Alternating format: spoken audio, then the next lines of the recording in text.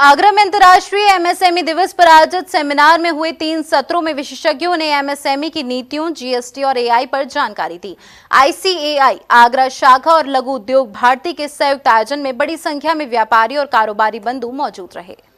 The institute of chartered accounts of India की आगरा शाखा एवं लघु उद्योग भारती के संयुक्त तत्वाधान में अंतर्राष्ट्रीय एमएसएमई दिवस पर सेमिनार का आयोजन होटल पीएल पैलेस पर किया गया।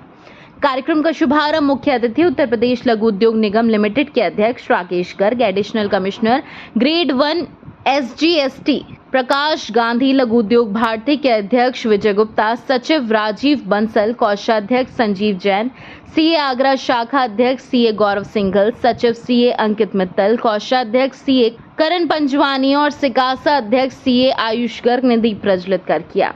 अध्यक्ष सीए गौरव सिंघल ने बताया कि 3 सत्रों में आयोजित सेमिनार में पहले सत्र में एमएसएमई योजनाएं, नीतियां और व्यवसाय का उत्तराधिकार, दूसरे सत्र में जीएसटी में तलाशी और जब्ती के दौरान करदाता के अधिकार और कर्तव्य एवं तीसरे सत्र में वर्तमान समय में व्यवसाय में आर्टिफिशियल इंटेलिजेंस एआई का उपयोग के बारे में सीए नितेश गुप्ता, सीए नव्या मल्होत्रा और अजमेर से आए सीए आलोक सेठी ने जानकारी दी व उनके अधिकारों के बारे में भी बताया। और आगरा से एमएसएमई के ऊपर बोलने के लिए नितेश गुप्ता जी हैं।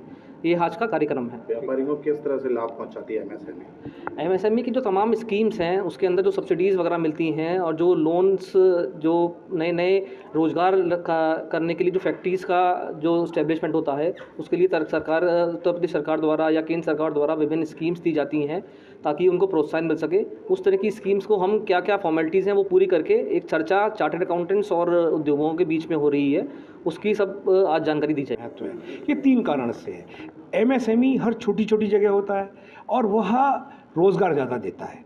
कृषि के बाद सबसे अधिक रोज़गार एमएसएमई से मिलता है। दूसरा, उसका सबसे बड़ा जो शेयर है इस समय देश में, हमें अपने देश की भी बात करेंगे हम, तो लगभग 45% शेयर एक्सपोर्ट में है, लगभग 40% जीडीपी में है और कुल मिलाकर के रोज़गार में तो कृषि की बात है। तो एमएसएमई ही देश को हमारे बहुत आगे ले जा सकता है।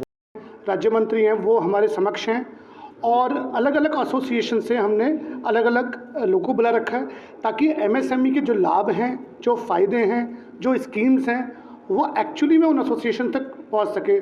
हमने कोल्ड स्टोरेज एसोसिएशन वाले भी हमारे संग हैं, हमारे संग एमएसएमई उद्योग वाले भी हैं, जो सीए हैं वो भी हैं, व्यापारी गण भी आ जाए हैं। तो एक तरीके का समूह इकट्ठा हो गया है जो व्यापारी, सीए, अलग अलग मंत्रालय और इसी के संग हम एमएसएमई के लोगों तक अपनी इंफॉर्मेशन पहुंचा सकें।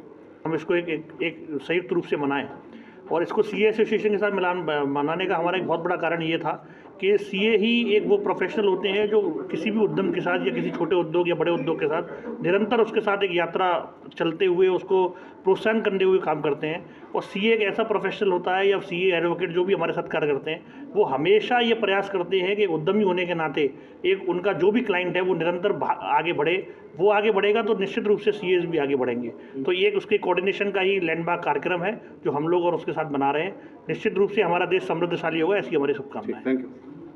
सचिव सीए अंकित मित्तल ने कहा कि जीएसटी के अधिकांश एमेंडमेंट्स में लघु उद्योग निगम काफी योगदान है। लघु उद्यमियों के लिए केंद्र एवं राज्य सरकार द्वारा लागू विभिन्न योजनाओं के बारे में जानकारी दी और सदस्यों की शंकाओं का निवारण किया। सेमिनार का संचालन सीए मानवी मित्तल व दिव्यांशु जैन ने किया।